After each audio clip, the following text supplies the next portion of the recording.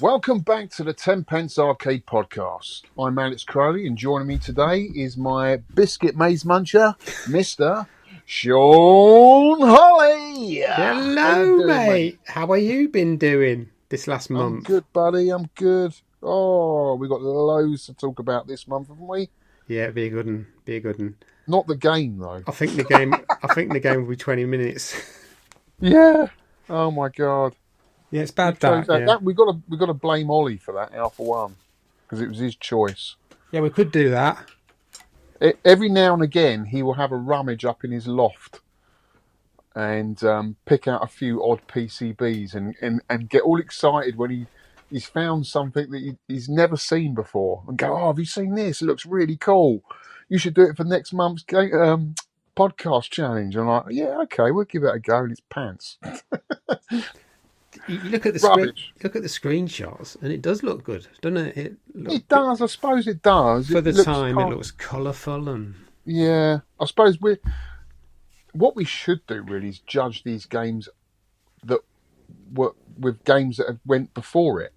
Yeah. I mean, we never do that. We're always judging the games that we're reviewing or playing after we've played all the games since then.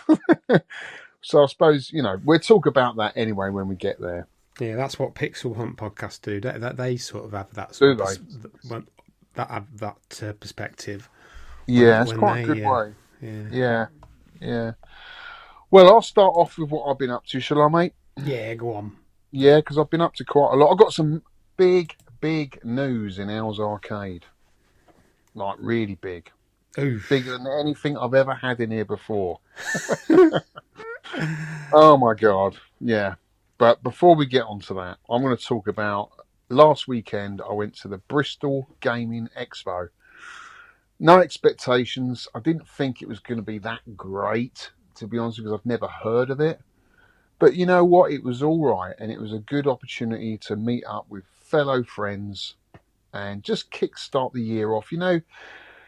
The winter months are so long, they're so dark, and they've been really wet months, haven't they? I just wanted to get out of the house and go and meet some people and see some games, So this was a great opportunity to do that. I had my good friend Pete on a retro tip pick me up from my house. It's only about under an hour from here. It's quite hard to find, actually. It was on quite a new estate and in a sports hall, so not the best of atmospheres, but you know what? Once it's crammed full of people, it was all right. I had a good time. There was a guy there from America, John Riggs. Have you heard of him? He's got a YouTube channel. No. I watch his videos. He's quite good, actually. Quite a humble, really nice guy. Went up and chatted to him at his stall. He was selling one of his games, homebrew games. He was nice to chat to. Yeah, it was an all right event. They had a couple of stalls there. I bought some NES games, which I'll show you my pickups. And yeah, it was just a good day out. Wasn't there that long, but it was just nice to get out of the house. So that was really good. Met up with Lee, aka Tetley. Yeah. Give a shout out to him, good friend of mine. And yeah, it was a good day out. And then moving on to the really big news. Let's get it out of the way. I finally got a pinball in my arcade, Shaun. Yeah. Was that a shock to you? Yeah, it did. Yeah. Well, you've been talking about it for months, haven't you? So I thought you might take the plunge. Yeah, or maybe even longer. I mean, it's funny with pinball because I've got no nostalgia for it, right? I don't remember seeing any back in the day. So my experiences with pinball really only since I've been into the arcade hobby, the arcade scene, and going to events and seeing pinballs there. And what I've noticed over the last 10 years, a lot of my friends that are into the arcade hobby have got pinballs as well. And some of them actually got rid of all their arcades for pinballs. Yeah. I don't think I could ever do that. But so I've always wondered what the attraction... Well, I know what the attraction is, but never really known what it's like to own one and really get deep into a game. Because you don't get that opportunity at Pinfest, really. You can't hear the music. People are queuing up, getting in the way. And even when you go around to your mate's house, you don't have long enough time with it to appreciate it, because it takes a long time to learn the rules. in some of these newer games anyway. Yeah, it does. Yeah. And we've spoken about it, haven't we, on the podcast? And I met a guy at Pinfest, Matt, who runs the London Pinball company. And basically his company hires out pinballs and puts them in locations. And I think he's had a lot in the Brewdog establishment, the chain. Oh yeah. And I think they're closing down. So I don't know whether he's struggling to find places for these pinball. But anyway, he listens to the pinball and said, Alex, I've heard your dilemma. How about I loan you one for 3 months and you just give us a shout out on the channel? And I thought, yeah, I could do that. How long do you want me to make the video for? 10 minutes is cool, okay. So I said, well, what about if I make the video an hour long? Could I have 10? He laughed. He said, no, just the one. So he gave me a list of games, and there were some great games in there. Some old, like Centaur. God, games I've never even heard of. Aztec, I think, was one of them, or Aztec. Some newer ones, Ghostbusters, Spider-Man, Iron Maiden, and then I saw at the bottom Stranger Things, and we just watched the final episode or final series of Stranger Things, and the whole family absolutely loved it. I did. And it's so 80s, and it's so Dungeons and Dragons. The whole series is based on Dungeons and Dragons, really. I thought that's me, that is. Stranger Things is definitely me. Yeah. So I thought, yeah, I'll have that. So he said, sure. But I can only loan it to you for a month because then it's booked out again in a month's time. So you'll have to choose another one in a month's time. So yeah, fine, fair enough. So anyway, the bloke got delayed on the M25, so he was a couple of hours late. This is Matt Vince. Finally got here, unloaded the pinball, got it in the room, set it all up. It had a lovely topper for it, like an infinity mirror. You know, when you look into it, it just seems to go on forever. And it had kind of like creatures from the series. Unfortunately, because my ceiling is so low, we couldn't get that on, which is a bit of a bummer because it did look cool, you know, but it was a few inches too high. So we had to take that off. But oh my God, does it look cool? I was worried that it wouldn't in here. And I've only really got one space for it. And I was worried that it would stick out too much. It would take over the room too much for all the wrong reasons. But it doesn't. It's a real focal point in the room. It looks cool. It's got an amazing soundtrack. And yeah, man, I absolutely love it. So what can I say? I'm really chuffed with it. You see the pictures there, Shaun. Have you played it? Yeah, I think I've played Stranger Things. Yeah, the pinballs. There's a pinballs now, mate. It's a slippery slope, you know. Well, mate, I've only got room for one. I can't have any more. And do you know what? I wouldn't want any more because I finally got the games in my room that I absolutely love. You know, the games room's looking fantastic, and just having a pinball here is awesome. But I think it's really important for me, and I did bring this question up with a few of the lads, you know, is the theme really that important over the gameplay? I don't think it is if you've got like a row of 5 or 10 of them. But if you've only got room for one, I think the theme is just as important. Because you've got to look at that every day, and it's got to be something you like, you know. So if you can find a good theme that you like, as well as a good game, you're onto a winner. And Stranger Things is definitely that. The only negative thing about this game, well, I say it's a positive and a negative, really. There's a mode in it called the Upside Down. Do you remember have you seen Stranger Things, Shaun? I've only seen the first season.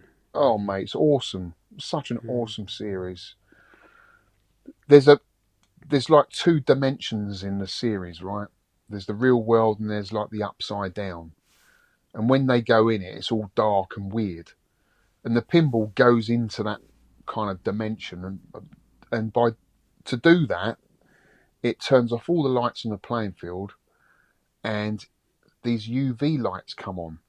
Because it's got UV reflective artwork on it. So it almost feels like a completely different game. It looks completely different. Oh, that's clever. And it's so cool. And the music changes and everything. But the trouble is with it, it only lasts for about 30 seconds, and it's like it's random. You don't trigger it; it's just random. You don't know when you're going to go into it, and I think they missed the trick here, because when you're in it, what they should have done was maybe make you activate something on the playing field for you to get out of it, so you were in it longer, so you had an incentive to get out of it. But it's just a time that you just got a timer of your time in it. So it's like 20 or 30 seconds, and then you come out of it, and then you might not see the upside down again for another 2 or 3 games, which I think's they missed a trick there, because it is so cool, you know. But yeah, it's a great pin. I love it. It's the guy who designed Attack from Mars. Oh, is it? Yeah, and they brought him back. He went into retirement, apparently, and they brought him back to create this game. I don't know what his name is. I'm not a pinhead, guys. I'm not a pinhead. I'm a newbie to all of this. It does look good on that picture. Yeah. Yeah, it's cool, mate. It's had all the mods done. The UV mod. It's had new speakers. It's got. Have you seen the plunger? It's got a 20-sided dice on the plunger, which is so cool. Which is illuminated. Yeah. It's amazing. If you're into Dungeons and Dragons, you know what that is. Yeah, D20. Yeah, I used to use D20, them. Yeah, so cool. So yeah, I'm well chuffed with that. So I've got that for another few weeks, and then I've got to pick another one. I'm going to miss this one, though. I will miss this one. Put an offer in. Yeah. I'll have to sell my bloody soul, mate, to get that. It's so expensive. Get rid of Food Fight and you'll be right. No! No, I'm not getting rid of any more games. It's so cool. So, yeah, thanks for Matt there. And, guys, if you want to hire out a pinball, check out London Pinball. We're putting a link in the description if you want to hire out any pinballs from Matt, which is super cool. And then what else did I get up to? Oh, yesterday. What is it? It's Tuesday today. Yeah, so yesterday I went to Pixel Busters, Shaun. Whereabouts is that? It's in Stoke-on-Trent. Our good friend John Turner runs that. Oh, does he? I knew he ran one. I didn't know what it was called. Yeah, so I filmed a game room tour there. It's got a really cool setup. When you walk upstairs, it's kind of like he's done it out like a Blockbuster video shop. Yeah. There's videos all over the wall and stuff. It's so cool. So look out for that, guys. Coming up on the channel. Hopefully I'll get that edited and out in a couple of weeks. Also, just got to say, shout out to my mate Paul Offield, who come over last Saturday. I've known Paul since I was 4 years old. We used to go to Heathrow Airport together and watch Concorde take off in the 70s. And they had up there in the viewing area at Heathrow Airport an arcade. And that's where me and Paul first played Atari basketball. Very early black and white game. And he remembers some others, but I don't. I only remember that game there. But there was some really early arcade games there. And we used to go there every Saturday. Not every Saturday. When our mum could take us there to Heathrow Airport and watch Concorde take off. We had our little plane spotting books that we'd write down the plane numbers on and stuff. No. But that's when it was cool. You know, I mean, how many kids can say they've seen Concorde take off? That was really cool to see. So yeah, fun times. So yeah, it's nice to have my mate Paul over. Yeah, and that's about it, mate. What you been up to? Before we start, a bit Yeah. of addenda and errata, as the Pie Factory guys say. I got Tony Riccardi's feedback wrong. You left him out? No, I just put someone else's feedback saying he loved the game. So I'm going to put right the wrong. Did he get in touch with you then? No, he didn't. I realised, actually. I realised when I was like editing, I thought, I've put the wrong one in. But he's put, this is on Congo Bongo. I remember playing this on my ZX Spectrum back in the day. Quite enjoyed it, and although the arcade version must be much better than this, and thought it was, having played the arcade version a while back, I changed my thoughts. Awful game! Horrendous controls. My mind hasn't changed on this challenge either. Not one for me, I'm afraid. Oh no. You're wrong, Tony. It's a classic game. Brilliant game. With deepest saddened. Oh dear, not reading very well today, mate. Hideo Sato has passed away, president of Sega from 2001 to 2003. We would like to offer his condolences to family and friends. This is Sega official. With the development of arcade machines, Mr. Sato was also instrumental in the development of some iconic home consoles, including the SG-1000. That's like 2 before the Master System, isn't it? The SC-3000 is the Master System. Mega Drive, Genesis, Sega Saturn, and the Dreamcast. Wow. His leadership helped lay the foundation for Sega. We honour his memory. Isn't that good? Well, yeah. That's Not good, sorry. Yeah, no, it's always sad to see someone like that from the industry go. I mean, I didn't personally know him, but or know of his work until you mentioned it, I should say. But yeah, I mean, they're legends, aren't they? And the systems that they created were game changers, literally.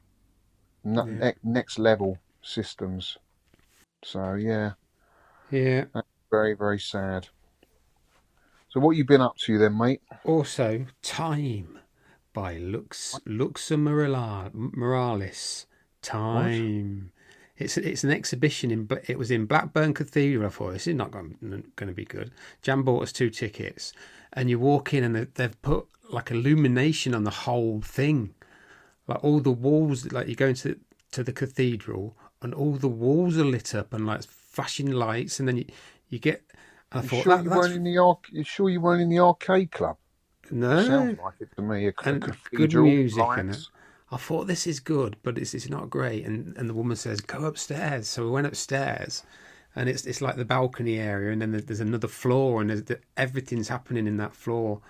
Like there's, I'll put it on Instagram. Actually, there's 3 reels on Instagram. I don't know what to think about Instagram, but I'll put 3 reels on, and it's like flashing lights, and the scenery changes with all these like images and the music, and I thought this is really impressive when you see it, like loads of lights going over you and patterns and images. It was incredible. It really was impressive. Wow. Because we were in a cathedral as well, it had that really nice sort of old meets new kind of vibe going on. Yeah, it's really good. I mean, whenever I'm in a new town, if I've got time, I always make the effort to go into a church. Not because I'm religious, but from a historical standpoint and the history of what churches stood for back then, I find quite interesting. I've been watching some actually YouTube channels that are discovering some really old churches, like Anglo-Saxon churches. And they're kind of like a crossover between the Viking era and the Anglo-Saxon era, and I find that absolutely fascinating. And just walking into some of those churches is really incredible. We've got one over here which dates back to the 14th century, and there's a couple of graves inside the church marked with people that died on the Titanic. God. So there's people in there that died on and buried in that church just opposite me, which I find quite interesting. So you always find a lot of history in churches and stuff like that. They're amazing places to see, and just even if you're not religious, just gather your thoughts and just take in these amazing architecture. Yeah, I went to a very similar exhibition. It was called Gaia, and that was in the cathedral. And you walked into the main hall like thing, and there was a massive sort of huge earth, like, and you could pile of earth. the planet. Sure, it wasn't dung. Planet Earth, Gaia. And it was absolutely huge, and it was all sort of wireframe, and it was attached to the roof, and you could go up this like balcony and look over the top and walk around it and get sort of it wasn't as good as the light show though. But that was No, good. So they put all sorts of stuff on like that in the cathedral. And they it's a do. good setting as well, really, I think. Oh, right. This is good. I went Oh, on a speed awareness course. I got caught speeding. oh, So I did you this online. little boy racer. I know. I didn't Bet realise how you got your, fast. bet you got your furry dice and your Joyce Simms blaring out the window. Come into my life, boy, I adore you. That's what you listen to, isn't it? In your cool Tina, going through Yeah. the red lights. Yeah. Yeah, you're such a Duh. bad boy.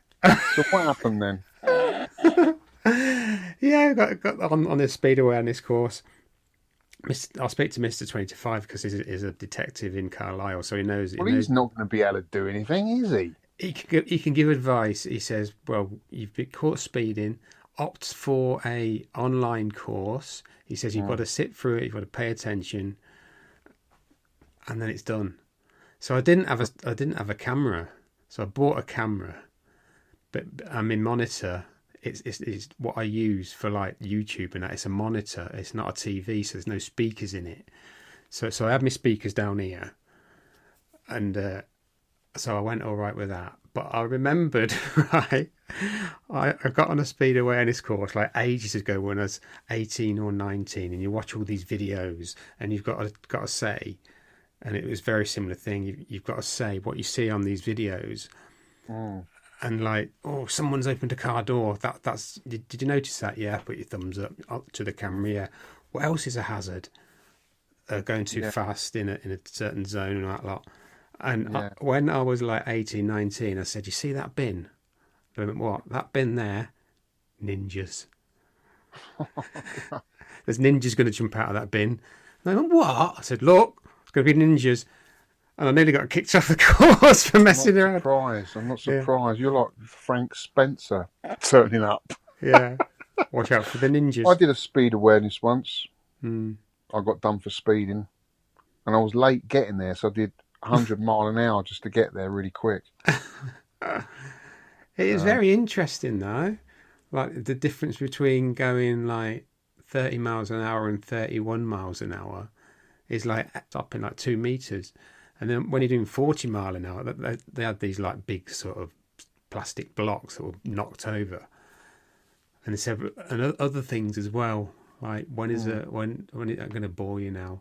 When is a dual yeah, I mean carriageway? anything. Yeah, go on. Yeah, when is a dual carriageway not a dual carriageway? It's a dual carriageway is it's not two roads, it's a barrier in between two roads. That is a dual carriageway. Yeah. So you can have two roads either side. And she said, if you can roll a ball across the road, it's not a dual carriageway. But if it Right. bounces across Yeah, the... total useless information there, Shaun. Yeah, sorry, I'm rambling, aren't I? I was very impressed with it anyway. But then, right, I've got this camera on top of my monitor, and I think I'm going to have to take that off because there was no lights on it when I was recording, and I thought it's creeping me out. This camera, it could be watching me because it's plugged into my USB and there's no lights on it when it's recording. So I thought, oh, I took it off. Creeping. Sorry, you've lost me. Camera where? Sorry, there's a camera fit. I had to get a webcam fitted on top of my monitor because I didn't Right, I didn't have a TV with speakers. So right, when I'd finished with it, it's only like 40 quid from Amazon. When I finished with it, I took it off because it was just creeping me out. Because right. is it listening? Is it listening to me? Is it filming? I'm sure they're not, mate. You've got nothing really that interesting for them to listen to. Perhaps they were listening to the podcast. Could have been listening to the podcast, couldn't Someone they? said to me about today about your phone listens to you. Well, let them.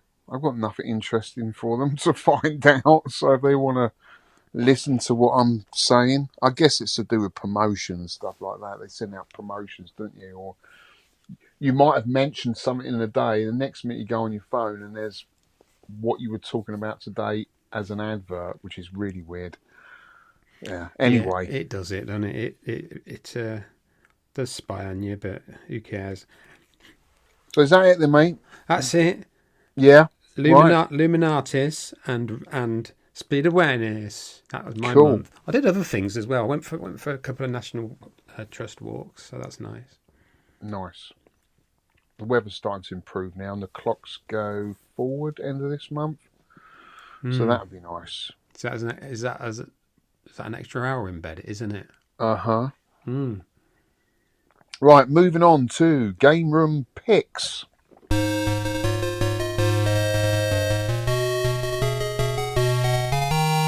Game room picks. We have Jade Waterman from New Zealand messaged me and sent me some pics. I'm a big fan of the podcast and channel. It's lovely to see pictures from somewhere like New Zealand because you don't expect that sort of place where you would have found them.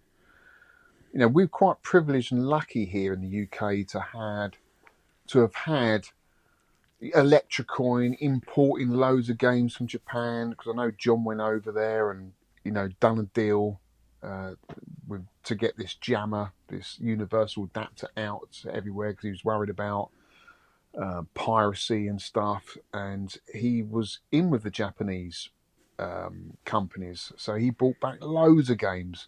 He's not the only person, there's loads of other people as well, so we were quite lucky to be at the forefront of that, you know, with Japan. You know, the Americans did get a bit of it, but they got dedicated cabinets for quite a while. I think we were quite lucky here to have had a lot of jammer, although a lot of it was bootleg stuff. But to see this stuff here in New Zealand, I think is super cool. I mean, they're mainly sort of generic jammer cabs here, but he has got some sort of, I don't know, it's like a Space Invaders, it looks like a dedicated cabinet, it's some sort of bootleg. But they're just cool little MIDI cabarets. He's got about, I don't know, 7 of them in a row there. Then he's got a lovely Super Famicom collection. He's got a huge PS2 collection. He's got, I don't know, that Capcom thing. I don't know what that is. Yeah, it's weird, isn't it? Yeah, but he's got a row of candy cabs there. What are they, Shaun? Blast Cities or? Yeah, or New Astro Cities as well, yeah. So he's got sort of vertical setup, horizontal setup. He's got some fantastic posters on the wall. Yeah, really cool pictures there, Jade. Really do appreciate you sending them, mate. You've got a fantastic setup. Really, really cool. What do you think of that, Shaun? Yeah, that would be a nice place for a meet, wouldn't it? For a meet? For a meetup, yeah. Yeah. Yeah, it would be. Plenty of space there, isn't there? There is. It looks like you could get like 2 people in, like back to back. Yeah, yeah. Doing the do. Yeah. Do we post these pictures on the webpage? On our webpage, people can see these? Yeah, I'll put them up, yeah. Yeah, so have a look at those guys. Cool setup there if you want any ideas for your games room. Yeah, really, really nice. And then we've got Pixel Busters, aka John Turner. I took some pictures. Obviously, I'm doing a video, so you'll get a better idea of the place when that's released on my channel. But I just thought I'd put a few teaser pictures up here of his VHS wall, which is super cool. All VHS films from the sort of 80s and 90s. And what's really clever, what he's done that I thought was really clever, he's made, there's a hidden door behind those tapes. And you've got to find the tape that takes you into the arcade, which I think is super cool. I won't tell you which tape it is. Have a guess. Stranger Things. No, that's not 90s, is it? It's 80s and 90s film that had a secret door. You push something and you go into an arcade. Iconic film. I don't know. Is that Goonies? Close. Have a look at the other pictures. Can you see on the wall? Movie picture. Star Wars? No. Scroll down. There's a picture there of a TV on a wall and a movie poster. Below the VHS. Oh, the Last Starfighter? No, don't matter. It's so obvious. It's in big writing on the wall. Go on. It's Tron. Tron? Tron, yeah. Oh yeah, there's Tron there, yeah. Yeah. That's my observation. Yeah. So yeah, really cool setup. So if you want to go and visit the Pixel Busters run by John Turner. It's on, I think it's Friday and Saturday, maybe Sunday. I can't remember now. He does get quite busy now. He's got an amazing setup, some classic arcades in there, and some newer stuff as well. And he's also got a huge cinema screen, so parents can sit there when they get tired and just sit there and watch something while the kids are playing that, or vice versa. It's so cool. So loads of nostalgia. It's a really nice place. So yeah, I should be getting a video up of that later. He's also the world. I'll tell you what else I did. I did a video with him on Lunar Lander, because he is the world champion at Atari's Lunar Lander. And I just recently got sent a quarter arcade from Numskull, and I said to them, look, if you give me that, I will do a video of it, and you have to give me some time, because I want to go to the Pixel Busters, meet John, because he's the world champion, and just see what his thoughts are on this little quarter arcade. So we filmed that as well, which I thought was really fun. So that was nice. I saw him play it, you know. He gave me tips. Did you see him get his world record? No, but the way he played it, it was at one of the arcade clubs. I think it may have been at Blackpool with the thruster. But the way you play it is, you've got to be absolutely perfect with the amount of fuel you use. Yeah. How you use the thruster, or not use the thruster, because a lot of it, what I was watching, he wasn't using the thruster at all. He was just literally letting the inertia of the spaceship, the Apollo spaceship, do its thing until it was necessary to use the thruster. Because you start off in the game, don't you, and it's moving already. But yeah, you're right. It does incremental little movements on the thruster. Yeah, it's incredible to watch. Well. Yeah. I've never really liked it, to be honest, but I think it's a game that you need to have a bit of nostalgia with, really, which I do. I remember it as a kid and being quite blown away by it, actually.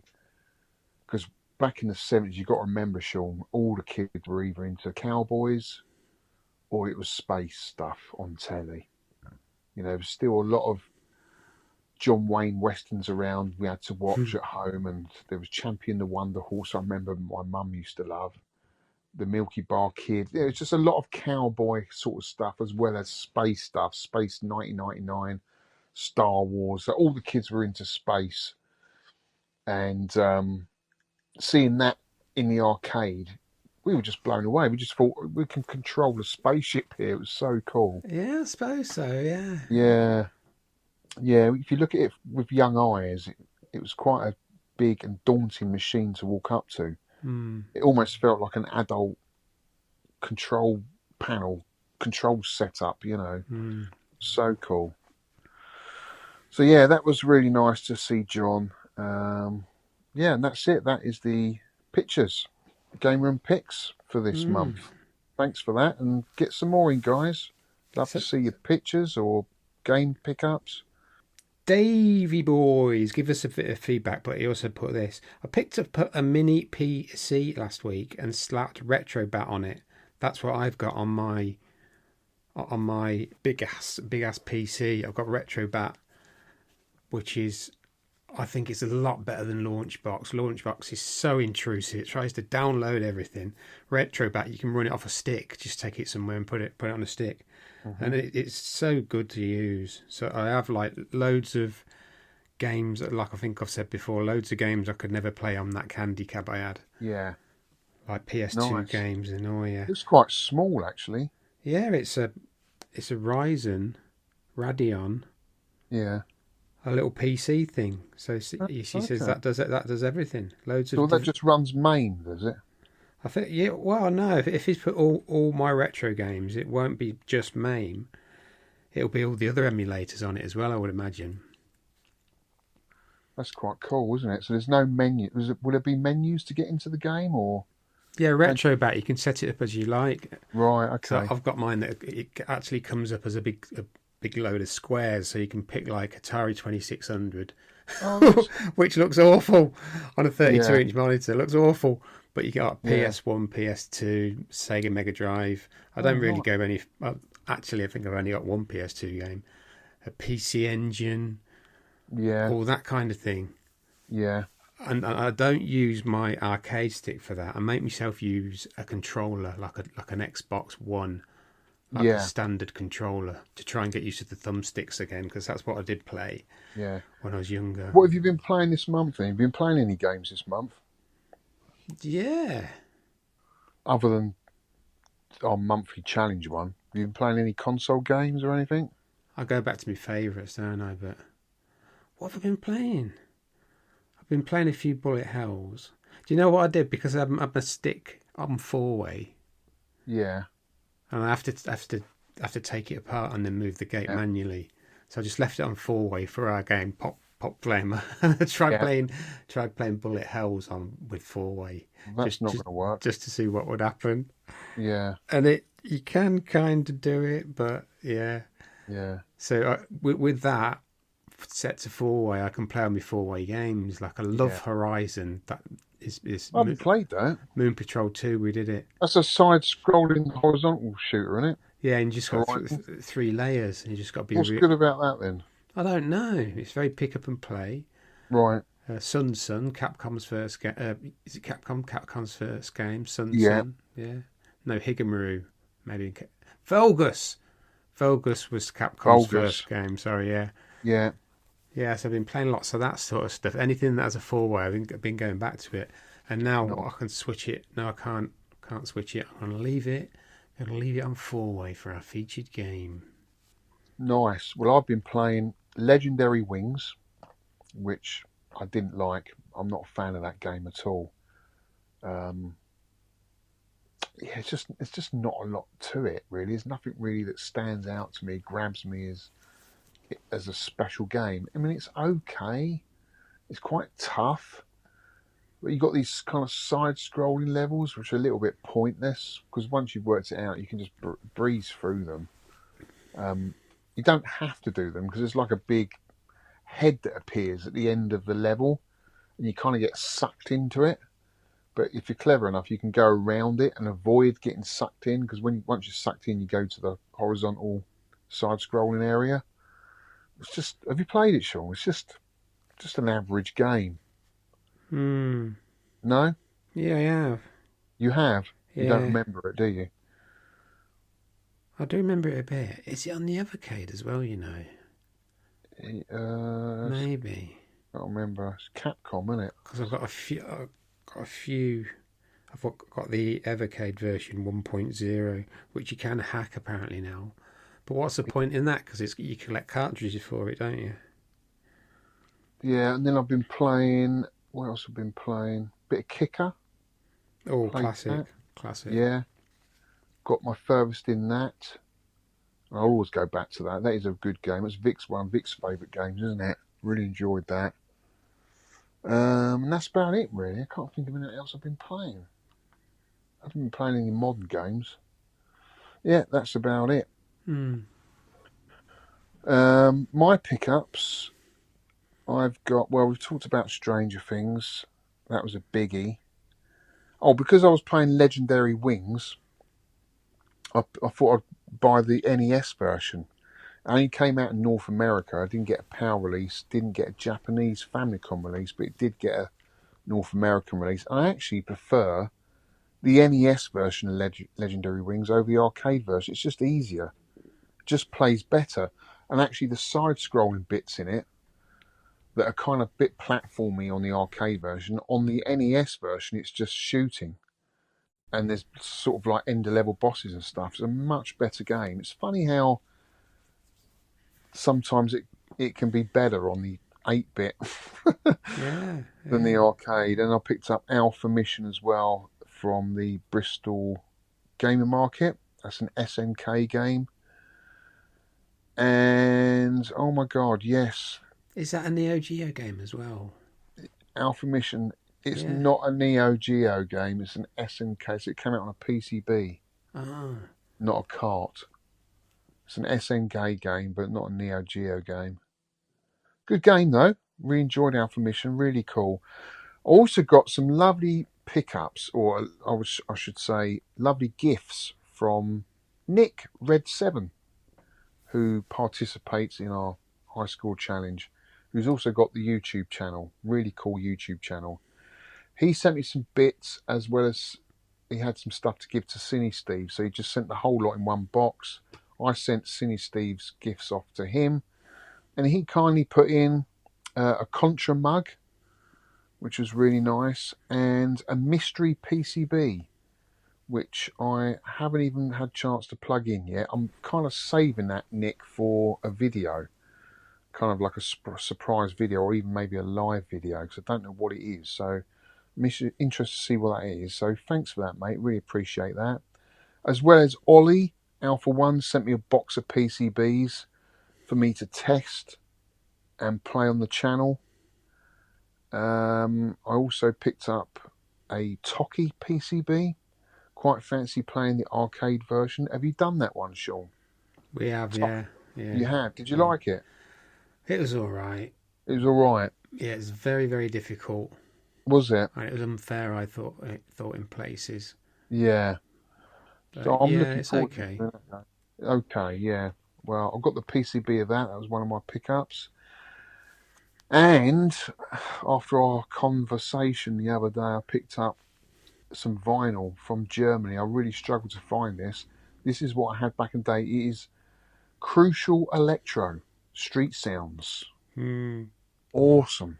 Oh my god, every track on this is amazing. I remembered lots of. I remembered that one, Clear Cybertron. Remember, it just played me 10 seconds and I got it, didn't I?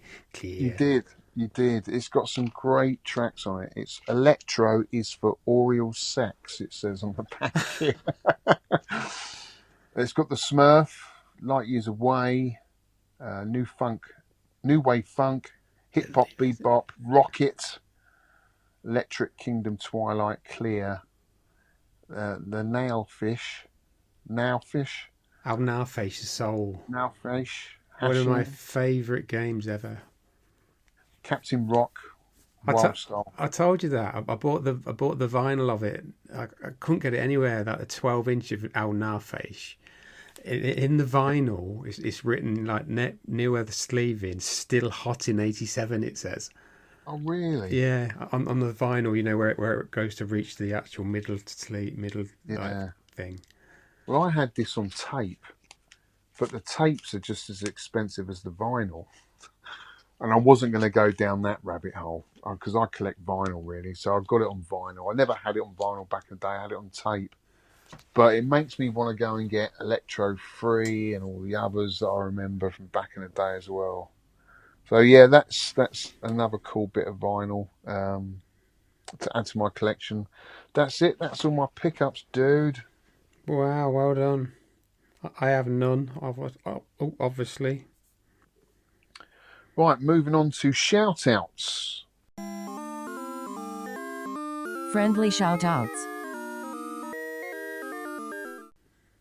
Huge shout-out to John Turner for letting me film the Pixel Busters, his arcade. Alpha One for sending me a box of PCBs to try it for my channel. Really do appreciate that, mate. Matt Vince from the London Pinball for loaning me Stranger Things. Can't wait to do a video of that, get that up on the channel. Nick Red7 for the gifts he sent me. Mate, what can I say? You're such a legend. You're a diamond geezer. Thank you so much. I really look forward to seeing what this PCB is. I just haven't had time, but I will do.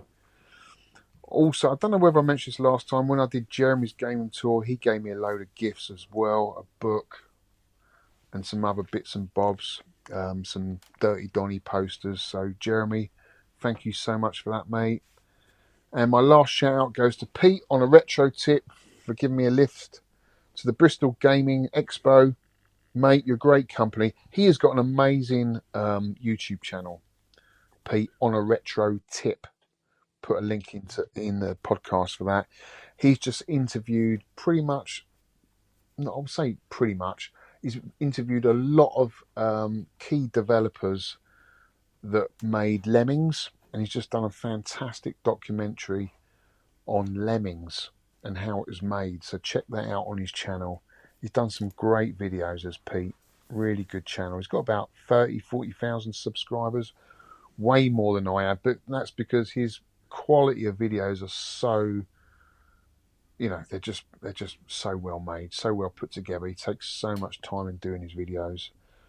So yeah, check that out, guys. And that's it, mate. You got any shout outs? Not really. You haven't got a lot this month, have you, mate? Not really. I can't remember What what have I've you done. been doing, I mate? Where can't you been? remember You what been I've down the done. hole? I think I've been sat in the back garden gibbering. Come on, dude. You're gonna get into it. You're Oh, gonna yeah, get but- into it. I've been playing a lot of games, but yeah, just like 4-way games and what I've been doing. I have to write down what I've been doing. You should really for the podcast, and then We do like going out for walks. We went out for a little Yeah. walk around. It's called the River Darwin Parkway, and Nice. I didn't find it until lockdown, where I was wandering around, and it's just a lovely, lovely walk. You go down through a few trees, and then into like this little path that leads in between some woods, and it comes out right around one side, and you go back, and it's just a really nice walk. Nice. And I never knew it existed, and like when lockdown, like you're stuck in the house, so I just sort of explored all the little bits of Blackburn.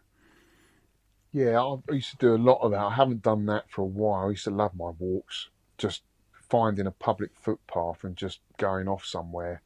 But the weather's just been awful. I don't really have the right gear to walk in this quagmire of a country, which it is right now. It's just mud everywhere, and it's been raining. They reckon it was the wettest winter ever, don't they? It's just been raining for like 2 months solid. The wettest January in it or something. Yeah. It's like, I'm Yeah. not going out in that. I just don't want to go out in that. We I'm do. waiting to. We do. You do. Well, yeah, hats off to you, mate. I just don't have the gear. I need to spend some money on getting all the gear. We're weird. And I would do. Because it doesn't bother me, the rain. It's just that I don't have the gear. Got waterproofs and a brolly, and Yeah. went the other week. Oh yeah, we went at. Did I tell you Haslington Halo? Did I mention that last time? No, where's that? Haslington. Yeah, what is it? No, I did mention it because we met a couple in that All sounds a shop. bit saucy. Met Yeah. a couple in the woods. We met a couple and then we went back to their house for a foursome. I said, didn't I? Oh, what, foursome on Gauntlet? Yeah, that was the joke last month. Yeah, so it must have been last month. I'm getting mixed up with stuff as I get old. Mate. You showed in your arcade collection. Yeah, it's not a lot in there now.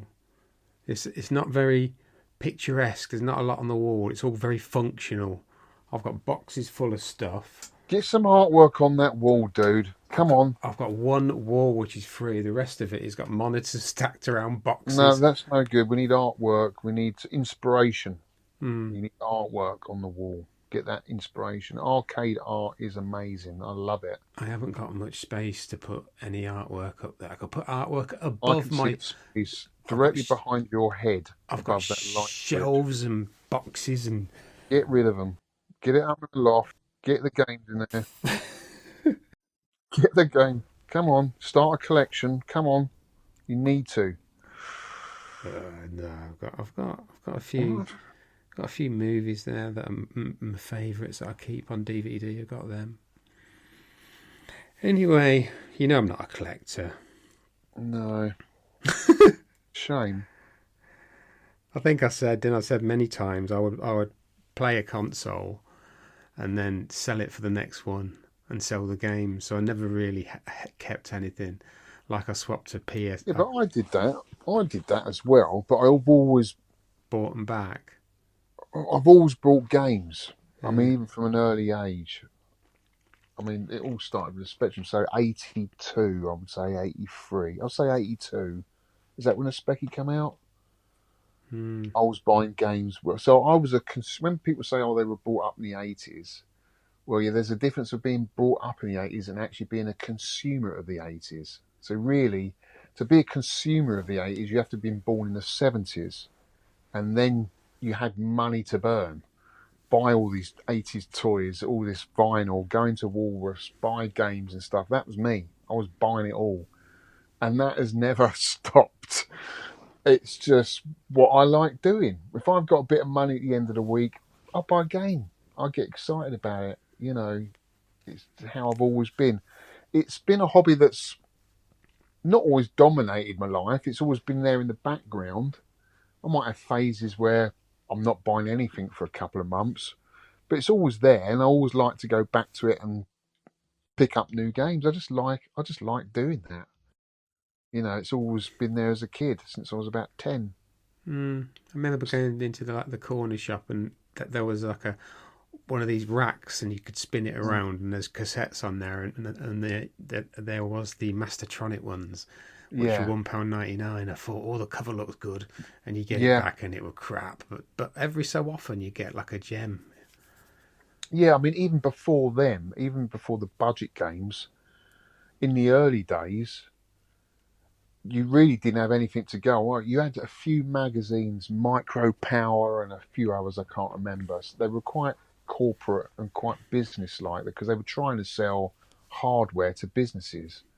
But every now and again, there'd be a game advertised, and you'd either buy it by mail order, sending a check off to some guy in a bedroom who didn't know Yeah, that, or just randomly going into, well, I remember where I did my paper round from in Twickenham, the guy sold VHS and Betamax, but he also had Spectrum games. And I don't know, he might have had 20 or 30 games at any given time. I didn't know what any of them were like. I hadn't a clue. There was no way of finding out either. No YouTube, no real magazines. You literally brought the game on the box art.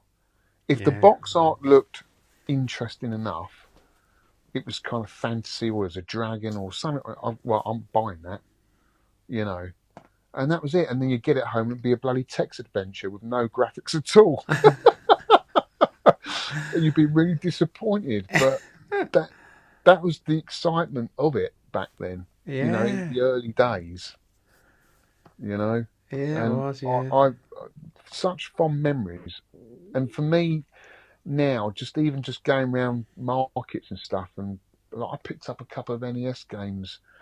I didn't know what they were. I just want to buy them and just get them home and see what they're like. I don't want to see a review on them. I don't want to see a YouTube video on them. I just want to, well, that artwork looks kind of funky. I'll get that. You know, I'm still like that today. yeah. I found an old magazine. I think it's the first computer magazine I ever got. It was Computer and Video Games, November 1983. And Yeah. I found it, and I've still got it. It's dog-eared, Um, and I remember like going through the pages and seeing these adverts by like Quicksilver and Microgem, yeah. and the box art, thinking, God, Yeah. that looks amazing. And like as a young kid, I think Yeah. I was working with my dad. I used Yeah. to do a bit of roof tiling with my dad in the holidays. Yeah. but yeah, I remember that, and I found the magazine. I've still got it, the very first magazine. Oh, It's dog-eared and it's ripped. But yeah. I was reading it last night, believe it or not, Oh, that because is I cool, found it mate. in Yeah. the bottom of this place. Yeah, I've got some of the early crashes. I haven't gone through them for ages. I need to. But my favourite magazine was Super Play for the Super Nintendo. I loved that. That was one of the first magazines to introduce us kids here in the UK to Japanese anime, manga stuff. You know, it was the first time I'd ever seen it. We had cartoons in the 80s like Battle of the Planets and stuff like that, but actual real Japanese anime like Akira and stuff like that, you'd see adverts for, which I thought was super cool. You wouldn't get that in Crash magazine. It was all Mm. Spectrum, wasn't it, and stuff. And Yeah, I had loads of yeah, Zap 64s. I was a Commodore 64 fan. yeah. I used to love them games. I never saw a Commodore 64 back in the day. Didn't you? And I had maybe one friend had a Commodore 64. Actually, I tell a lie. I remember going around there and he had Mission Impossible playing on it. But all my other friends had BBC Micros and Spectrums, and that Mm. was it. I didn't even see any. No, none of my mates had NESs. I think that came out a lot later, actually, here in the NES. But yeah, it was all Spectrum, BBC. I had one Yeah. friend that had Commodore, and he wasn't my best friend, so I didn't go round there a lot. I went round with Mark. And I was his best man. We're still good mates. We still sort of meet up once a year. Yeah. And he had a Commodore and I didn't have one. So I used to, is Mark in? You know, his mum said Yeah. no. It doesn't matter. I'm just going to play his Commodore. Oh, you just walked in and just played it while he wasn't there. Straight into the house, yeah. So when did you get one then? I think 1984-ish. Right, I think off the back of playing his? Yeah, I think they came out in 82, didn't they? Something like that. Yeah. The Vic 20, when I went round Andrew's house to play that. And then... And you didn't see a Spectrum then? You weren't tempted by the Specky or the BBC then? Yeah, I mate called Jason. I sort of got friends with people because of the computers. Went around Jason's house and he had a Spectrum and he played me Jet Set Willie and Manic Miner, and that just blew me away. Yeah, like Jet Set Willie, like it's an endless exploration game. It was the first kind of. Didn't you want a Spectrum then after seeing that? Why did you choose a Commodore? I don't know. Something you remember? I think the games look better. And it was a more powerful machine, and they don't look better now. No, they look worse. But yeah, it was a school ground thing. I've got a Spectrum, I've got a Commodore, and that was a real thing for a while. But I didn't really care. Someone had a Dragon 32. Would you believe? Can you remember them? I do. Yeah. I do. 32. What was the other one? A Vic 20. I had a mate who had a Vic 20. Yeah, and he had a version of like a Minor Willie game on it, and that was pretty good. In like 16K or whatever it had maxed out of Vic 20. Have you not got one now? No. Got nothing now. No interest in getting one again, loading them up those old games. No. I can get like an emulator. Well, I've still got. Not the same though, Shaun. You got to have that ceremony of loading the game up, watching the loading screen, and then it crashing, and then doing it all over again, trying to get the volume right. I can remember Manic Miner took 15 minutes to load. Why would No, I think that's an exaggeration. They never took that long back. Oh, it took a long time, at least 10 minutes. So? People exaggerate and go, oh, they took half an hour. They didn't take half an hour to load up. I bet it took 10 minutes and it was like a 40... I'm going to put that to the test. And actually, once I get my cocktail back, I can't wait to set the Spectrum up again. I'm going to test that because loads of YouTubers say that. Oh, it took half an hour. It didn't take half an hour. 5 minutes, I reckon, max, probably. But I could be wrong. And hands up in the air if I am. But then... I don't remember waiting half an hour. Then they created the turbo load, didn't they? And I remember getting Paradroid. But wow, this is loaded in 2 minutes, Paradroid. Yeah. Andrew Braybook, what a classic game. The little microdrive things, the little tapes, they were quick. No, I didn't get them. No, they were quite cool. I had one of those. The cartridges that you could plug in the back of the Commodore, they were instantly loading. I had Omega Race, which I played to death because it loaded immediately, which is not a bad conversion. I mean, mate had some soccer game on an international soccer, and that loaded immediately. So we played that because we couldn't be bothered loading games sometimes. You just want, like we do now, like an immediate switch it on and it's there kind of thing. Yeah. My favourite port of an arcade game in the early days was Wizard Warriors. And it was Wizard of War? Yep. Loved that. On Commodore, yes. That was on a Specky. That was great on a Commodore. Yeah. You have a look at YouTube. It's really good. I think that's Mastertronic as well, I think. Really good version. Yeah, Wizard Warriors. I used to love that game. Right, moving on, mate. We got some feedback. Listener feedback. G. Pink Barber. Wow. Here we go. Hello, Tenpencers. I think the other day, as you do, how great it can be to make some money or even a living from your hobby. We don't make any money from this, mate.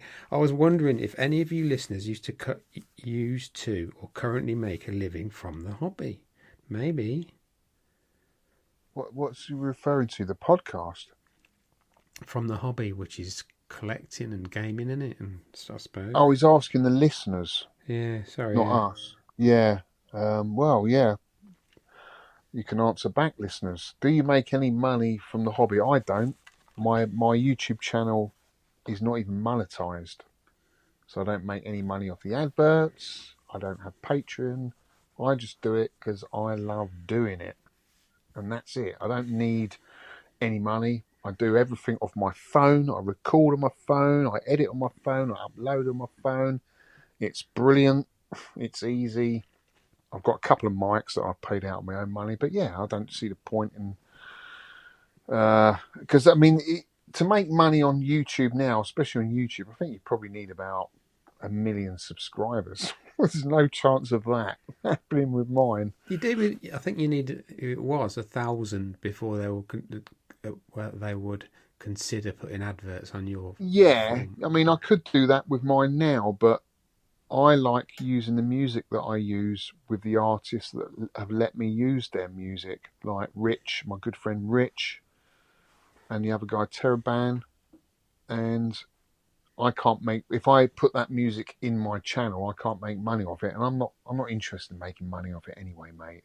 You know, I've got my job. I enjoy my job. That's how I make my money. This is my hobby, and I want to keep it separate from that. I think as soon as it becomes a job and you're trying to get money, there's expectations that go with that as well. And I don't really want to put myself in that position. It's a hobby for me, and I love it, and I want to keep it that way. Yeah, Carry on, mate. J Ping goes on. In the early 90s, a friend and I used to buy, sell, and exchange SNES and Mega Drive cartridges at an indoor market. That's a good idea. I remember that the UK was just recovering from a recession at the time, so money was tight. Money to that dimension. It was really lucrative for a few years. I bought a yacht. Oh no, I made it up. Exchanging carts for a $5 was the best because you kept your stock intact. However, you had to do your research to make sure you weren't accepting some terrible game. In those days, reading the latest console magazines was essential research. Ultraman on the SNES was a shocker. Ultraman, is that not, what's it called? No, oh no, Mega Man. Is it Mega Man? No, Ultraman was a SNES game, but it's not a very good one. It was a shocker that sticks in my memories. You did not want to own that game. It was great while it lasted, working 1 day a week and playing countless games of Street Fighter 2 and Mario Kart. It couldn't last there to get a proper job. Take it easy. Looking forward to the next pod. J. Ping Barber. Cheers, Jay. Next up, we've got Mr. Berserker. He says, I'm going off topic here. Well, no, I'm not really. As I play the games I spent multiple 20-cent pieces in New Zealand back in the day. Who would have thought 50 years on from when I played my first arcade game back then, I would still be playing them and completing them against some of the top players on the planet. Retro is big, as it was back then. The only difference is reflexes are slow, but the magic still exists. I remember there was a lottery to win a Space Invaders machine in 1981. At 13, I thought at the time I wouldn't be cool to play these games at home. A pipe dream at the time. Then technology allowed all of us with grey hair to relive what was arguably the best times in the arcade world. Playing games like Defender, Frogger, Pac-Man, 1942, etc. in the comfort of your own home. I guess we didn't know at the time how good we had it, but in reality, thanks to modern technology, we can do it all again. Long live retro. Always remember, nostalgia costing nothing, and games we play live on.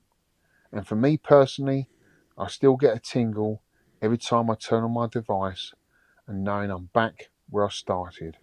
Best feeling ever. Very well written, that, Mr. Berserker. Well done. Thank you. Berserker, I totally agree, mate. Yeah, it is, and it is a privilege to play these games, I think. Well, to even have a arcade in here. I mean, I wouldn't have thought when I was a kid that I'd own my arcade. And this is probably about the same size as the one that I used to go into as a kid. And I've got some of the games, arcade machines I played on as a kid. Rescue. You know, it's just amazing. It is. Right, Stephen Bell, Mitsuyama, feedback for Pot Flamer. I didn't put it in because there's so much here. I didn't put it in the countdown, by the way, score countdown. I'm not quite sure if this game is broken or not. When I complete round 4, it loops back to board 1 for round 5. But it seems to give me lots of extra lives. Oh my god.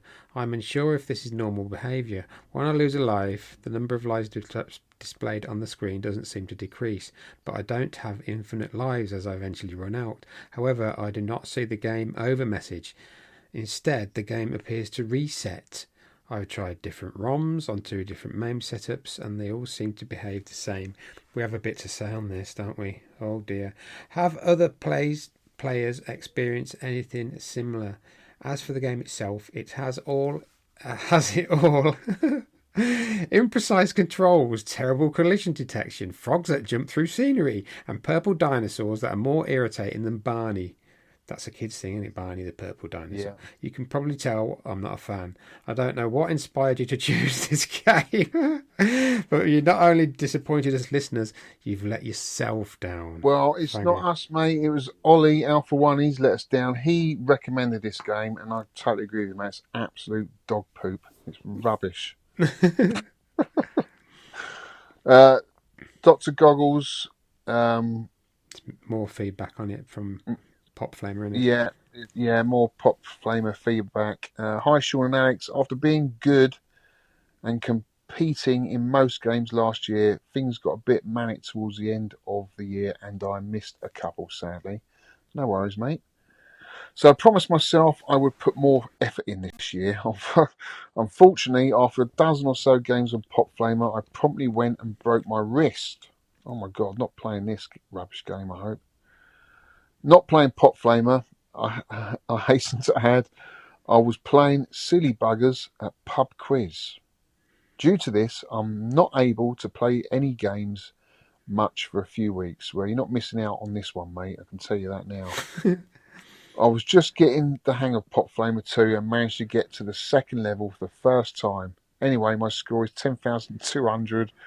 I didn't yet figure how to maximise the 1,000 bonus balloons. Cheers, Niall, Dr. G. That was a good thing about it, really, that you could not point press, but if you knew what you were doing, you could get a very high score on the first level. Right. Goodwin's Place, this is off your YouTube channel. Great listen as always, guys. Going to have to see where I can play Pop Flamer as it didn't load on the Mister at first try. I'm sure I'll figure it out and have a blast. Don't bother, mate. Don't bother. Retro Tap. Great stuff. Just checked out my best score on Congo Bongo and it was 31,670. So it would have been a half decent entry, I guess. Someone needs to get to the pixel bunker and wipe mine off the scoreboard now. Pop Flamer looks cool. Never heard of it. Oh. There's a Congo Bongo at the pixel bunker. I have to check. I really want to play on a dedicated cabinet. There's one at Arcade Club Bury or Leeds. Yeah. I quite enjoy Congo Bongo. This is from Retro Import Gamer 513. I quite enjoy Congo Bongo when I've tried it, although it is quite tough and frustrating at times. Interesting to hear the backstory about Nintendo being sued. I never knew that, but now it makes a lot of sense. It does, doesn't it? Yeah. You look at the game. Cheers for that, James. He's got a YouTube channel, Retro Import Gamer. Check that out. Next up is David Southall 690. Great episode as always. Really enjoyed this one as I love Congo Bongo. I only learnt through this episode about the Sega Ages version on the PS2. Yes, I think that's the Japanese version. I think you can only get it in the Japanese region. There is a different version of it. I've never played it. Does look cool though. He says, I've never played Pop Flamer either, so looking forward to giving that a go too this month. It's such a comfort finding your community, Alex, and reading about all the folks also into this hobby. Brilliant stuff. Cheers, mate. Really appreciate that. David, Retro Games Play Badly. Keeping me company at work as usual. Looking forward to the room tour vids. Yeah. Always great to see other people's collections. Singing again. I'm subbed. Unsubs. I gave Congo Bongo 5 minutes. Hated it. Yeah, we're still on a Congo Bongo feedback. Oh, shame. Thought you might like that one, Dave. Great podcast, chaps. Great podcast, chaps. Simon Perry, Congo Bongo, great name for the challenge. Alex, you should have dressed up as Windsor Davis. And Shaun as Don Estelle. Oh, I remember them. Is that was from Ain't Half Hot Mum, wasn't I think so, or something. it? Or something Yes, he like that. says here. Oh, sorry, we're jumping the gun here. It Ain't Half Hot Mum, the reboot. I'm a sucker for isometric games like this and Zaxxon. They're classics, and the POV makes them unique. Point of What's the view. POV? Point Oh, of point of view. yeah. Sorry. Yeah. Yeah, I don't mind it. I mean, some of these isometric games, especially on the Spectrum, were quite difficult to get your head round or control because a lot of stuff's because of the viewpoint it's hidden, so you can't see it. I think obviously in later games you can rotate the screen so you can get all angles and still keep it isometric, but the early ones you couldn't do that. You're stuck with one viewpoint, camera angle. If any of our American friends are confused by It Ain't Half Hot Mum, it was a cheeky British comedy, weren't it? In the 80s. What was the theme? What were they doing? They were all singing on stage, weren't they, in India? It's part of the British, what do they call it? Indie company? No. No, the British Empire. I can't remember the name of it now.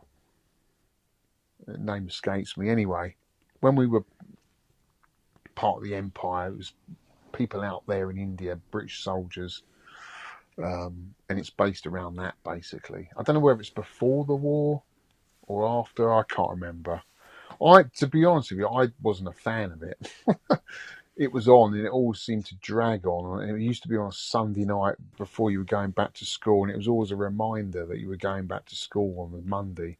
And I wasn't a fan of it, but back then you had no choice but to watch it because there was nothing else on.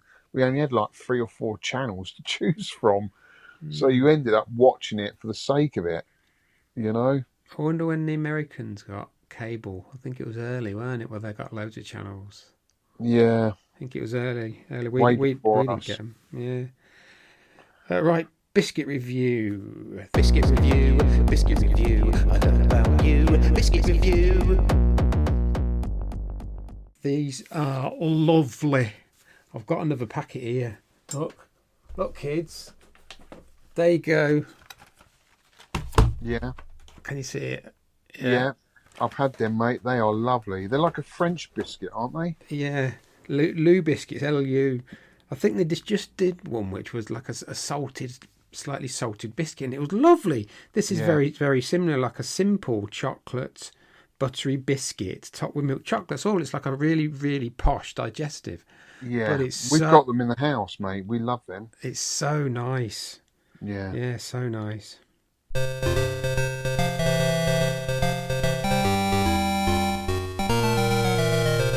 Musical memories. Right. Musical memories. We've cheated here because it's another 1983 game, and we got bored of 1983. So we've skipped over. We both started talking about this one album, didn't we? it's kind of 1983. I think it was released. The game was released in December of 1982 in Japan, but it was released in 1983 in North America. So we're kind of on the ball. Yeah, this is what we're both like. Street Sounds Electro 3, 1984. This is the one that I had. I think the first cassette tape I ever had, and I borrowed my dad's sort of old cassette player, was this. Can I play this? Street Sounds Electro 3. So it blew me away, and still now it holds up. There's real classics on that album. Yeah. So Did good. you do any break dancing to it back in the day? Was you breaker? I tried to. I banged my head on the chandelier in Mark Jenkins' house. I banged my head on that chandelier because it was a bit low down, and I thought, right, that's it for me. I loved it. We loved it all the time. I had my little getter blaster. Used to take on the bus. Used to take over to the park. Had all my electro tapes. We used to break dance outside Johnson's shoe shop in Twickenham. I remember doing that. It was just so big. It was a bit of a fad, though. I have to admit. I mean, it didn't seem it last. Maybe 2 years at school it lasted, and then I got into rock. You know, I remember there was a guy walking around with long hair, and he had VH on his. Remember those old satchels you had at school? Everyone used to write on. Used to draw their band names on. It was a really cool guy at our school, long hair, long blonde hair. He got all the girls. I thought, what is that VH? So I went up to him one day and said, "Oh, that's Van Halen." I was like, and he played me some through his little Sony Walkman, and I was blown away. And that was it. Changed ever since then. I was into rock, but you know, I loved my electro, and breakdancing was such a big thing. And this music, this street sounds, the electro free, oh my god, brings back so many memories, mate. I haven't heard that when I sent it to you. I hadn't heard that since back in the day. No, And it freaked me out a bit because I'd forgotten all those tracks and how much I loved them back then. Yeah, but I knew all the words as well. Like you rapped along to all the words. Yeah. Yeah, I mean, I can just remember exactly where it brought back new memories that I'd forgotten about, which is what music does, right? It's like a time machine, just kind of triggers old memories. But yeah, it was great, mate, and that's why I went out and found that Crucial Electro. I'm definitely going to get a few of the other Electros on vinyl as well, the ones I remember buying. I used to get them off tape. I think I might have said this from my mate. I think he's called Malcolm Boyles, and he used to be like a dealer. He used to go up to the recreation ground and say, sitting on the swings, "You got another electro, mate?" Yeah, it's just out. "Can you do us a copy? Go on, do us a copy." So all the electros I got were copies. If you had tape to tape, you were lucky if you had a tape to tape back then, because they were, especially a ghetto blaster, they were quite expensive to have a tape to tape. Unless you got the slimmer ones. I think Sanyo or Sashio did these sort of kid type ghetto blasters, which I think I probably had because I couldn't afford a big one. They were quite handy. You could take them on the bus and they had the little handle. They would come in different colours as well. I had a bright yellow one. They had a double cassette, didn't they, that we used to record on, which I thought was really cool. Yeah. But then some of these ghetto blasters now are worth an absolute fortune. There's collectors out there that collect. I've got walls of ghetto blasters. That's what they collect. And some of the most expensive ones are the ones that were on album covers, like the Beastie Boys had one on their album cover, and that's the one everyone wants, you know. Or Run DMC, I think they had one, and yeah, super cool. See, I like both of them bands. Really into them, yeah. Anyway, the top 10 UK charts, single charts of December 1982. At number 10 is The Jam, Beat Surrender. I remember that track. That was really good. I thought they'd split up by then, though. Couldn't have been that much long after. Number 9, we've got Lionel Richie with Truly. Do you remember that one? No. 8, Best Years of Our Lives, Modern Romance. Oh, yeah, I remember that, yeah. Spent 8 weeks in the charts. A Winter's Tale by David Essex, my mum's favourite. I remember that. He was more of a 70s sort of icon. At number 6, You Can't Hurry Love, Phil Collins. Oh, yeah. Oh, I knew you'd like that one. You Can't Hurry because you look like him. Yeah, I do, actually. You seen him now? No. God, poor fella. He's not in a good way. Yeah. Not in a good way. He can't drum anymore.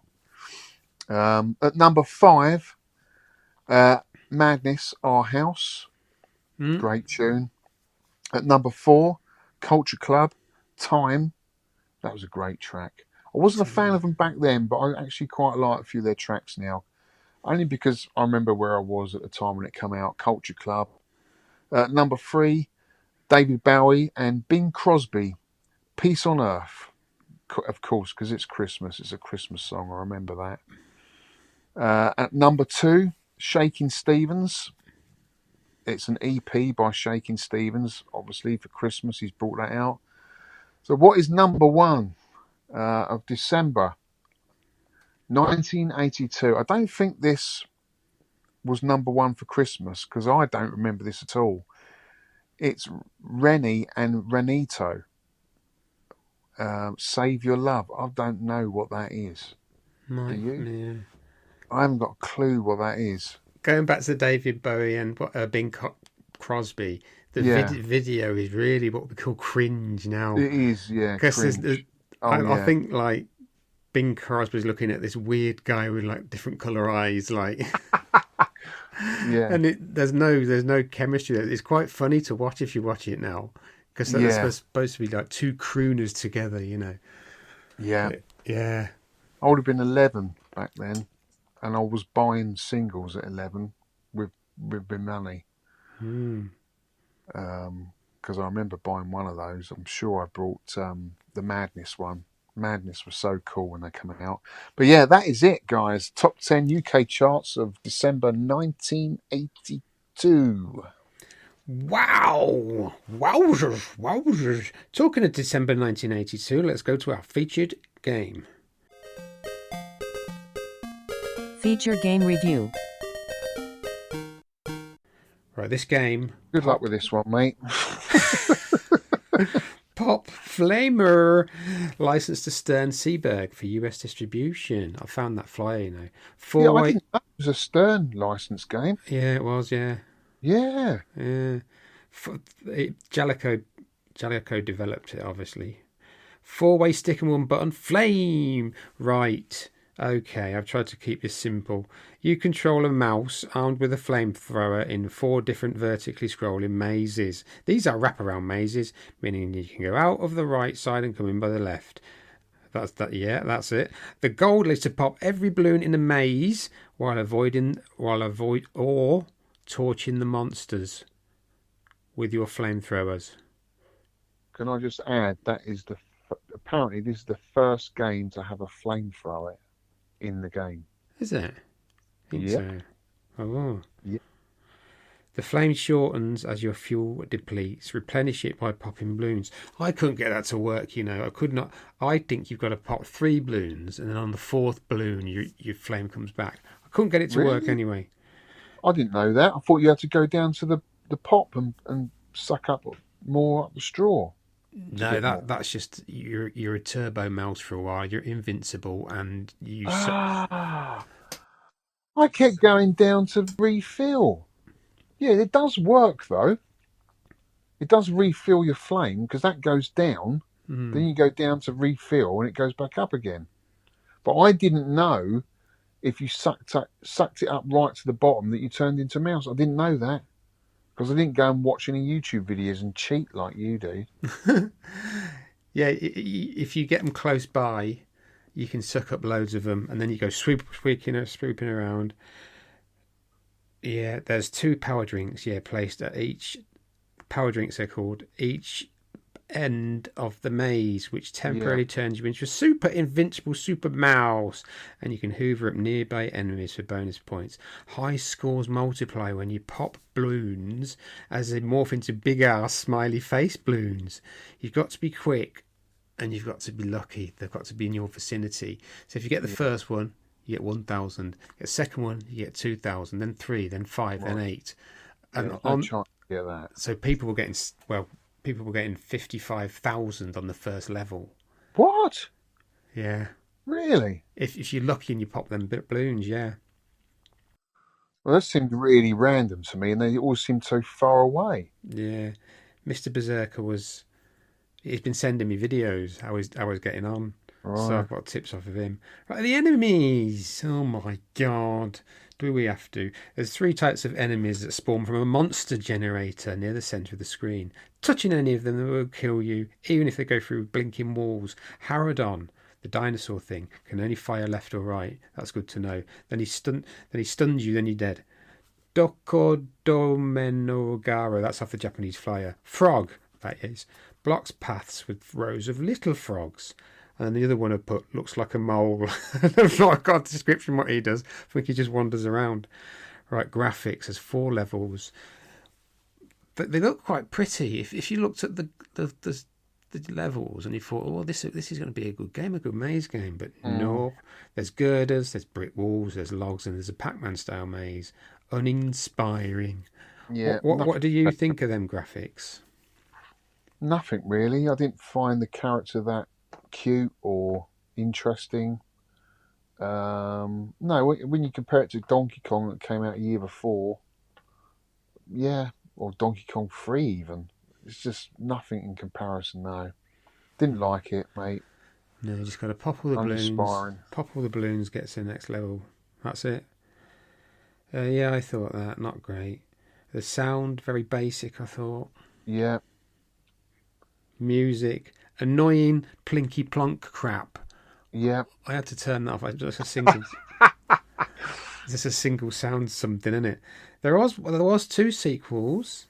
There was one on the Sega SG 1000 in 1983. I've seen that. That actually looks more playable, to be honest. Yeah, it's a bit more monochrome. And there's one on the Arcade Archives. Yeah, I did download that one, but then forgot it was a 4-way. I don't have a 4-way on my Switch. That was a waste of money. That was on a PS4 and a Nintendo Switch. Our quick opinion of the game. What do you think of it, mate? Very difficult to play. It's just not well designed. It's not. I was going to say clunky. It's not clunky. It's just not very well designed game. What I found annoying was, you can go from one side of the screen to the other. I thought I'd be able to pop my flame and then maybe kill the enemy as I'm going through, and it'd be on the other side. But it's something stopping you from doing that. And because it's a 4-way game, it's very difficult to escape the enemies. It's very difficult to kill the enemies. In the end, the only way I kind of enjoyed the game, I didn't really get any scores out of it or any enjoyment out of it, was just trying to avoid everything and just trying to get the balloons. I didn't even bother trying to flame any of the enemies because it was so hard to do. It kind of pauses, and then some enemy will come up behind you, attack you from behind, and you're vulnerable at that point because you're not moving. So yeah, it's just not a very well designed game. Yeah, it is clunky, isn't it? And it's like the frogs. I think it's the frogs actually move through the scenery. Yeah. Yeah, but there's problems with it. Yeah. Yeah, we probably can read them out when we get to the high. I mean, at least Pac-Man is. I'm not a fan of Pac-Man, but at least Pac-Man's flowing. It's a nice flowing game, isn't it? Where this isn't. It's stop, start, and whenever you stop, you're vulnerable. And yeah, I just didn't get on with it, mate. Well, but it did have some cool artwork, especially by Stern. It had to be Stern. I mean, look at that marquee. That is amazing. I've never seen that before. I love the characters that are drawn on that. Yeah, they are good, aren't they? Yeah. Yeah, and the marquee, the Japanese GALAGA marquee, is quite nice. Yeah. But a completely different style. That looks like Danger Mouse. Yeah. And then you've got the control panel, which I think is beautiful. It's beautifully done, that. And that's a Stern. I can't imagine there's many original cabinets of this game out in the wild because it was so crap. But it's a Stern cabinet in a Berserk cabinet, basically. I don't think it's a rescue one. No, because it's got a different marquee. So yeah, it's a Berserk. I think they might probably converted a Berserk cabinet into that. There is a problem with this game as well. It crashes. I didn't get that far. When did it crash? Apparently it crashed at the end of level 3, beginning of level 4. So people have got all the scores they can get in level 3. Right. That's really crap. And then Aid Skyway said maybe it's down to timing because he timed it, and after 13 minutes the game resets. So I did it. I just left it on the track mode and it just reset. So all your scores gone. So I wonder if people are getting up to the 13-minute mark. I don't know. So people were playing to get as much as they can in 30 minutes. But the version I played, which was the same ROM, on my MAME, that didn't crash. But it's a broken game, isn't it? And I think I sensed that very early on. It was broken, and if find a game is broken, I will not play it. I did that with Rambo 3 on the Mega Drive. That's a broken game. And I stopped playing it because it's just poor design. And if you can't be bothered to put the effort in and play testing these games before you try and take our money, you can sod off. Because I ain't playing it. It's rubbish. I don't want to waste my time on something that's broken. I think I've got some notes here. We did a game called Super Trio, podcast 147, in March 2020, and that was actually broken, and it got to a level and it crashed. So when I played tested it, I never got to that level. So I think this does a similar thing. I think it crashes. So early on as well, level 3. But I mean, that's just madness. I don't know if it's something to do with the time as well, because Carlito, he got up to level 9. Yeah.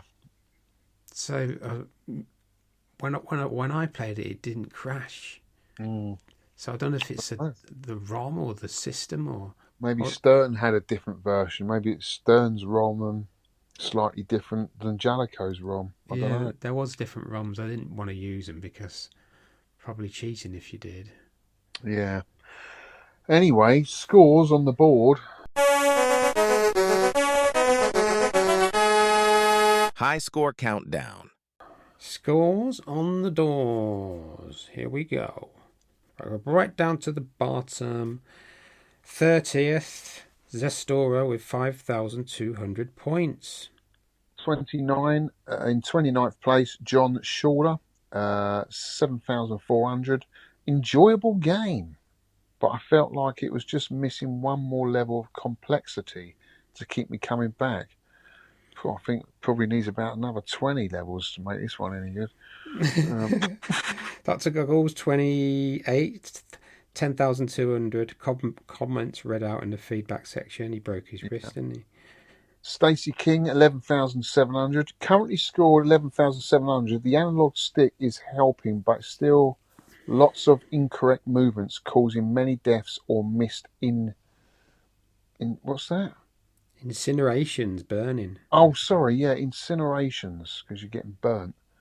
I'm struggling with understanding how the enemies move, because sometimes they ignore you, and other times they appear to home in, yeah.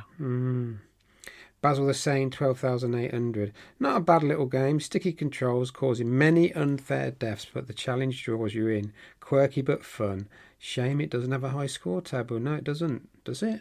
No, it doesn't. Just has a score at the top, like some really old arcade games. Which got reset after 13 minutes. Yeah. Retro Rex, 13,400.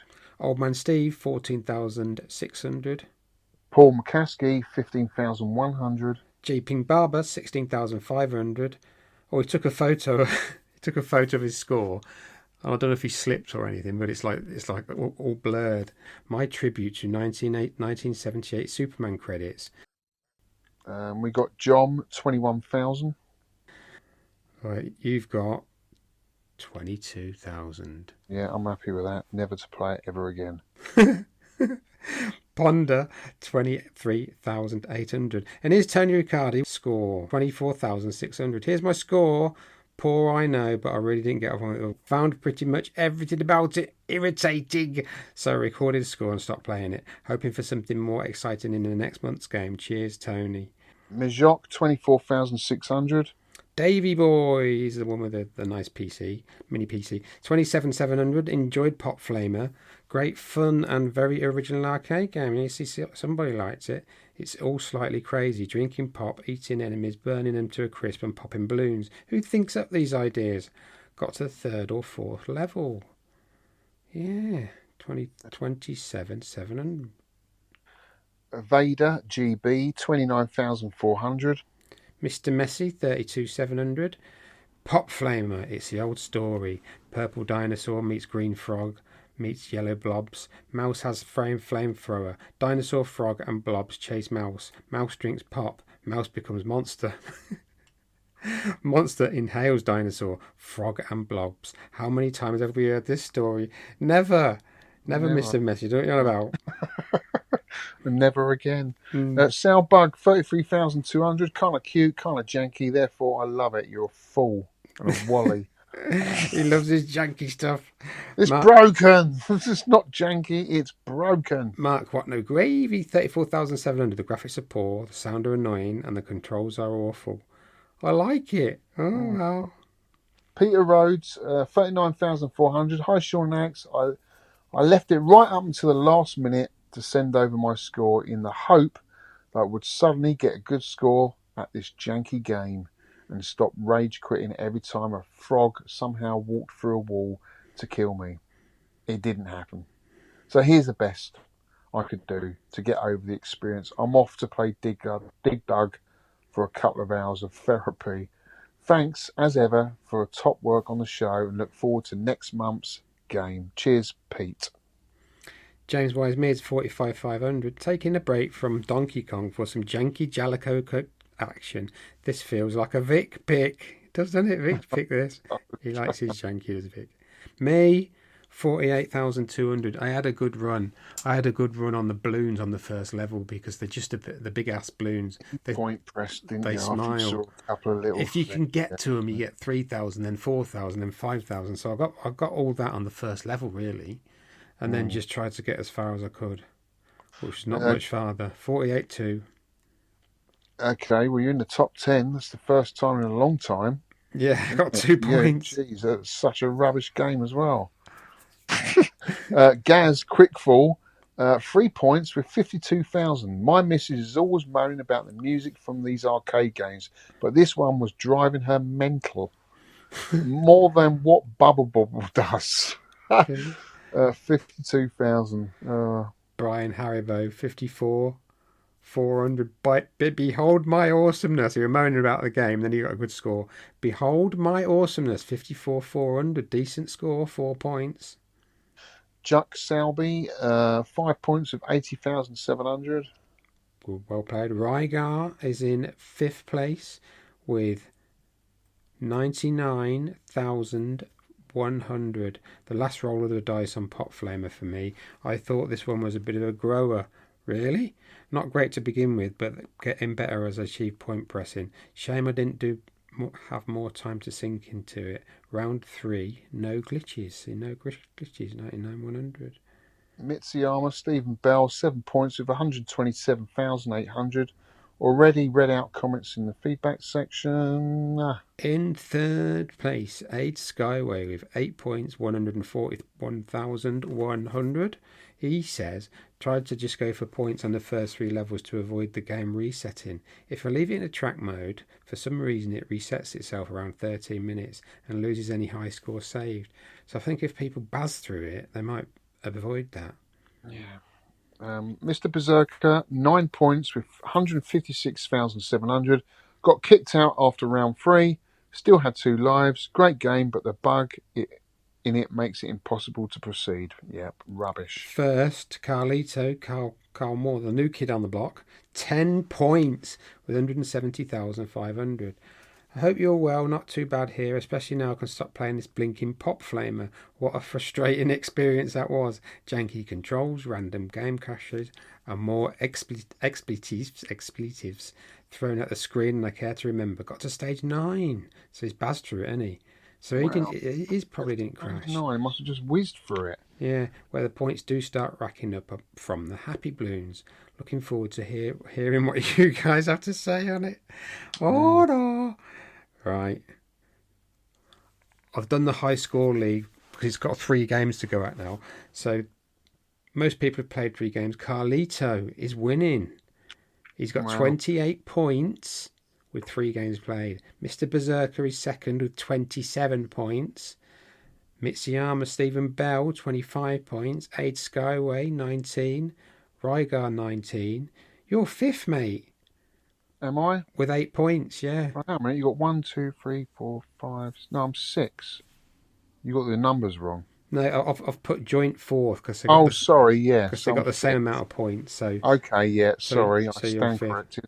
So you're 5th. Yeah, no, that's good. 5th. There's hopefully a chance for me to improve on that. Matt Neo AK is 6th.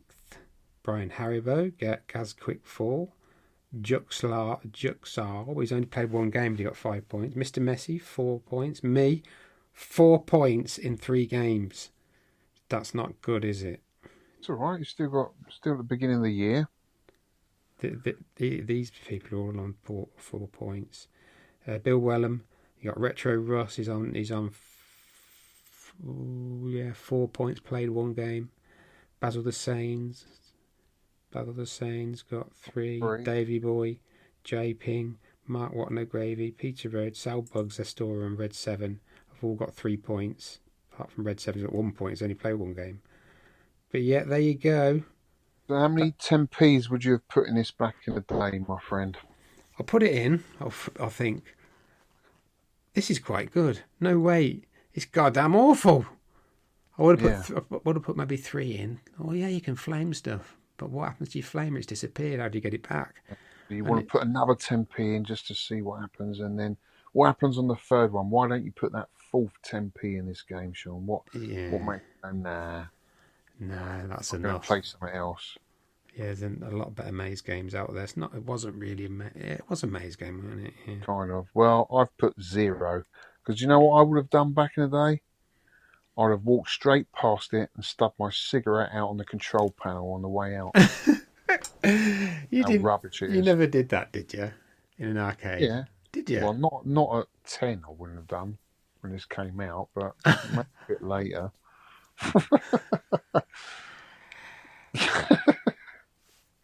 Or stuck a chewing gum underneath the control panel. That's what kids did back then. Oh yeah, and then you got it. Someone put their hands. We didn't see them as antiques, did we? We just rubbish game. Okay, next show's game. Next show's game. I put a poll on for out of the games that I had selected, but we couldn't make out what we were going to pick because they were both good games, I think. Yeah, but I think really this game should be played because you haven't done it yet. It was in between GALAGA and Dead Connection on Twitter, the poll, and GALAGA won it. So the listener pick. This is a listener pick, GALAGA. So we've done GA Plus, which is GALAGA 3. We've done GALAGA 98. 88, sorry, which came out in 89. Weird. And then it's released on the PC Engine as GALAGA 90. Very weird. And that's it, kids. Right, so GALAGA 1981 Namco ROM, GALAGA. If you're on Raspberry Pi, look for Namco Revision B because sometimes you get masses of choice. Difficulty, this is default settings everywhere I can find. Difficulty easy, bonus life 20k, 70k, and every 70k thereafter. 3 lives. I've looked all over and these seem to be the default settings. So it's difficulty easy, bonus life at 20,000, 70,000, and every 70,000, and 3 lives. And the ROM is GALAGA. Right, submit your score by Saturday, the 4th of April. That's my wife's birthday. 2026, 50 p.m. That'd be stupid. 5 p.m. UK time. You can put it on Twitter X, hashtag 10p score, on the Sidekick app in the 10pence club section. Make sure you're in there. Or you can email biscuits@10pencearcade.com. You can get your ROMs from wherever you can find legit arcade ROMs. Make sure they're legit. MAME, obviously, on a Switch compilation, on an Evercade compilation.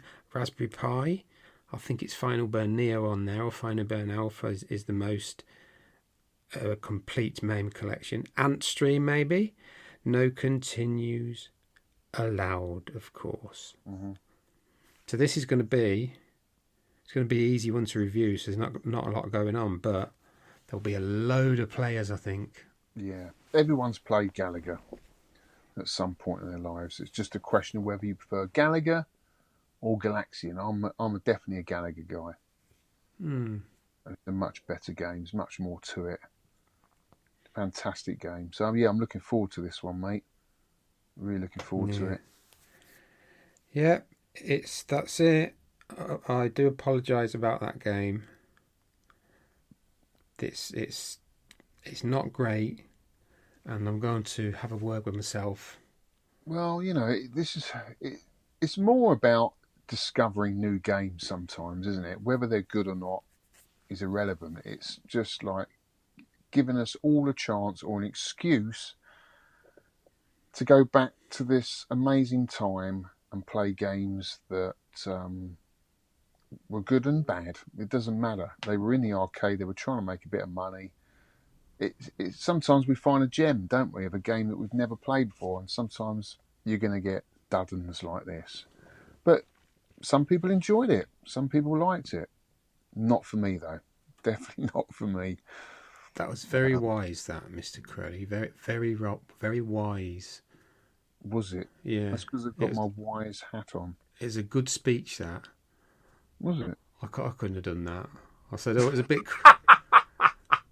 I'm not as eloquent as you. Oh, we're a bit crap. It reek crap, but we could do better. All right, lads. Might be something like that. I just think for me, this is the whole point of it. We're getting on now. If we don't play these games now, when are we going to play them? We can get so distracted. And I think we can all have a bit of time for these arcade games because they don't take a lot of time. Even if it's just like 2 or 3 credits an evening, just give it a go. Just put a score in. It's great fun or it's not great fun. At least you're giving it a go. I mean, we were talking when I joined this podcast, we could run out of games soon. We can't. There's thousands of arcade games, a massive library for us to explore. And that's what's fun about this podcast, exploring it. You don't have to play new games. You've got a whole library here to explore if you want to. And they don't take a lot of time up, I don't think. And I think it's nice to go back to this time, isn't it? It is. Is that another wise word? Yeah, it's very good, that. I'm going to record this. I am doing. Oh, Brilliant. Oh, I love you, mate. You too, mate. I love you, Dan. It's been so good again. You ain't half hot, mum, mate. You ain't half hot, mum. British comedy. It's very cheesy, I think it could be a bit like homophobic, and it could be like a bit racist, but it's all in fun. It's all in fun. We didn't think anything of it back then because everyone that was the thing, wasn't it? Yeah. I do miss a lot of. It doesn't have to be going back to that sort of, comedy as such. We've moved on from a lot of that now, but we could still make some good sitcoms. But there's nothing at the moment, is there? I haven't seen a good sitcom in ages. But anyway, we are what we are. We can go back and reminisce and have the memories. It's all on YouTube if you want to watch it as well. But yeah, that's it, mate. Thank you so much for recording this again. It's been great. Yeah. Thank you to all the listeners for all your feedback, your high scores. It's always great reading out the feedback. That's the fun part of it, reading the feedback and seeing the pictures.